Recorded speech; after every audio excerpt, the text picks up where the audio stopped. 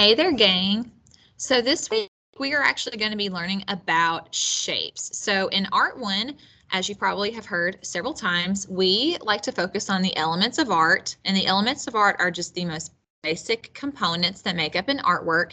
The elements are line, shapes, colors, textures, forms, value, and space.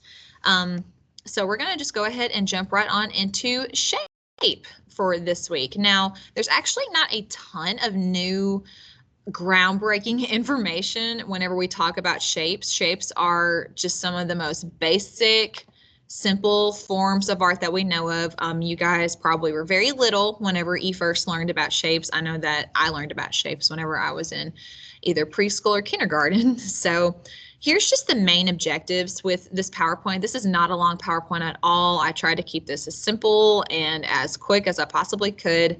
But the basic objectives are we're going to learn the function and purposes of shapes. We will also look at the differences between geometric, organic, and positive and negative shapes. So we'll just go ahead and jump right on in, you guys. So here is the definition of a shape. A shape is an enclosed space created by lines.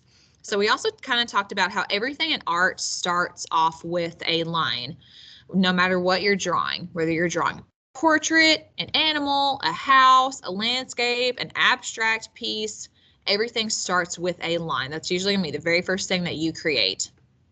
Because lines tend to be the first thing that you create, shapes are considered the second element because they usually will come after lines. So you can put 3 straight lines together to make a triangle. You can put 4 straight lines together to make a square or a rectangle. So that's essentially what shapes are, how they're constructed, is by simply putting lines together. Now, it's also important to be aware that shapes are usually always two-dimensional. They are only going to have a length and they're only going to have a width. You can come in if you want. Yeah, that's fine. Excuse me. Yeah, I'm just recording. It's okay. No problem. Oh yeah, so that's the main thing to kind of keep in mind is that shapes are only going to have a length and a width. Now, whenever they have a depth, then that means that they have a form. So think of it this way. The form version of a triangle is going to be a pyramid, or the form version of a circle is going to be a sphere. So that's pretty much just what I wanted to kind of try to focus on. Shapes are always two-dimensional.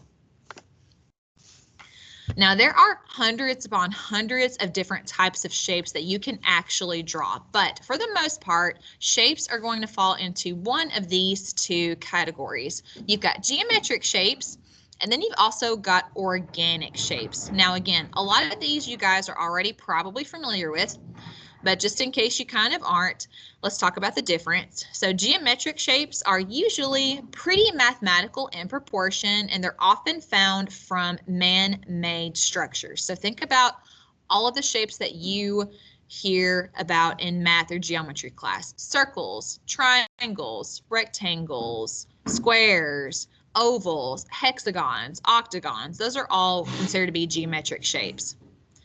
Now, on the opposite end of that, you've got organic shapes, and they're completely different from geometric. They're the complete opposite. They're not mathematical in proportion. They're very irregular, they're very freeform, and they are more often than not found in items of nature. So trees, different droplets of water, landscapes, mountains, birds, or any kind of animal. We're technically organic shapes.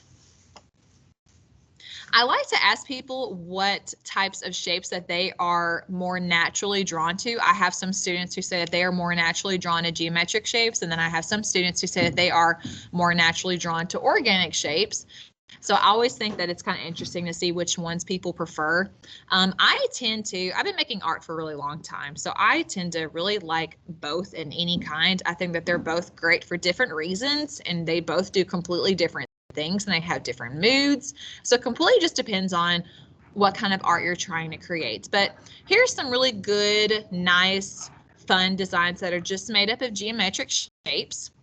The thing that I like about geometric shapes is they're very satisfying to me. They're very clean, they're very crisp, they're very organized. It's just very Satisfying. Again, I can't really think of any other term except for satisfying. Organic shapes have a completely different mood and feel. They're very whimsical, they're very curvy. I feel like they have a lot more personality. So there's lots of cool, fun things that you can also do with organic shapes. So what I want to also talk about briefly is something that you guys may or may not be familiar with, and that is positive and negative shapes. So shapes can be found in objects, but they can also be found in open spaces. Now, because of that, we have something called a positive shape and a negative shape. So a positive shape is a shape that's created by an actual physical object that you can touch. These Post-it notes that I have in my hand right here, this is a square. This is a positive shape because I can actually touch this shape. A negative shape, on the other hand, is a shape that is found in the space around a solid object. And this is probably the easiest way for me to actually show you that example. So I have right here a diagram of a simple, solid black chair. Now the chair is considered our positive shape, right?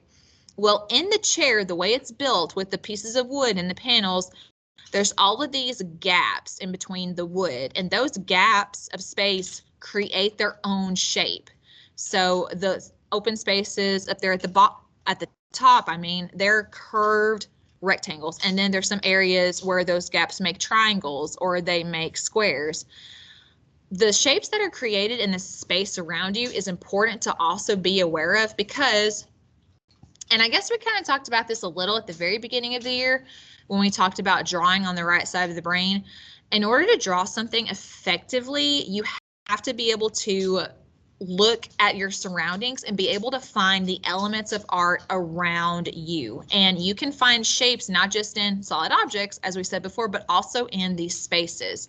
So that's the reason why positive and negative shapes are important to be aware of, and they're important to be able to pick out because they can help our brains understand more of what we're visually seeing. And drawing is seeing, essentially. If you can see everything visually, you'll be able to recreate that visually. So that's why the positive shapes and the negative shapes are kind of important to be.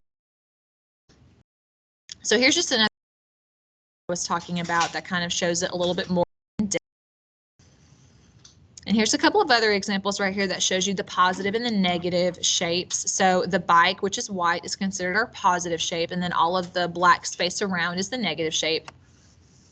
You can also kind of play around with this concept of positive and negative space and create these really fun designs that are kind of illusions where you can kind of combine the different types of shapes together and create different things. So you can always play around with it and make something look really cool. Now, the purpose of shapes are very important because they pretty much make everything. They build everything. Think about shapes almost kind of like they're Legos. When you're building something with Legos, you start with one Lego, and then you take another Lego, and you build on top of that Lego, and then you take more Legos, and you just keep building and building and building. That's kind of how shapes work with art.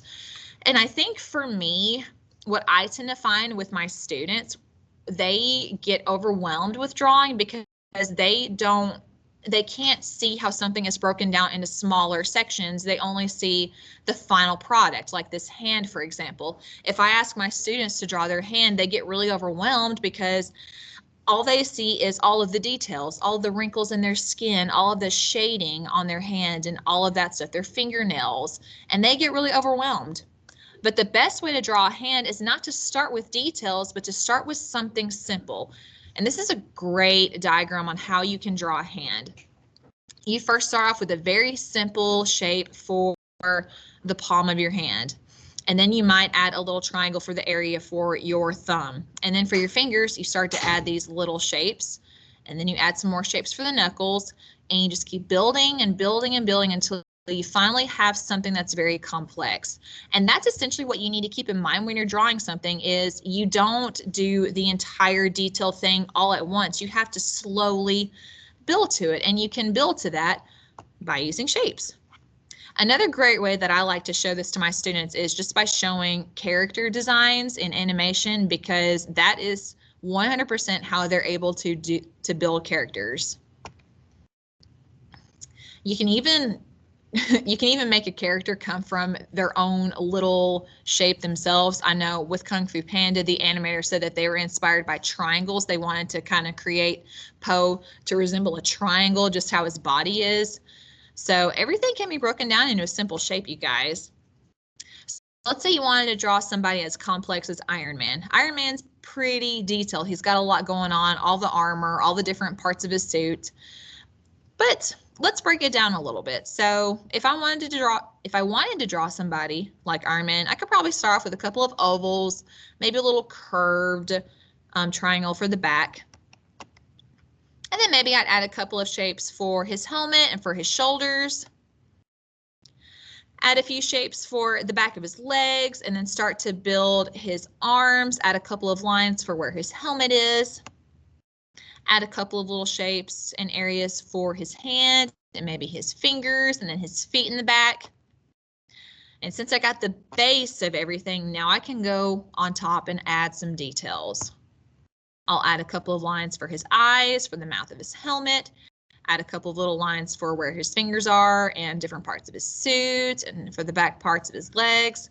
And then just slowly keep building and keep building. And before you know it, you've got something that's really cool, really fun, and really complex. And that's essentially pretty much all you need to know about shapes, you guys. I know a lot of this is easier said than done, but it just takes a lot of practice and it just takes a lot of patience, and you can slowly build your way there. That's all the PowerPoint information that I have for you guys. Again, I want to try to make this simple and sweet. Again, it's shapes. It's still pretty basic stuff. So you're actually going to do a classwork assignment this week. We have a video with instructions and a tutorial below attached for you to complete in your sketchbook. So follow the directions on that tutorial video, take a picture of it, post it on Kidim, submit it for a grade, and they will be due by this Friday. Hope you guys have a wonderful rest of the day, and as always, happy drawing!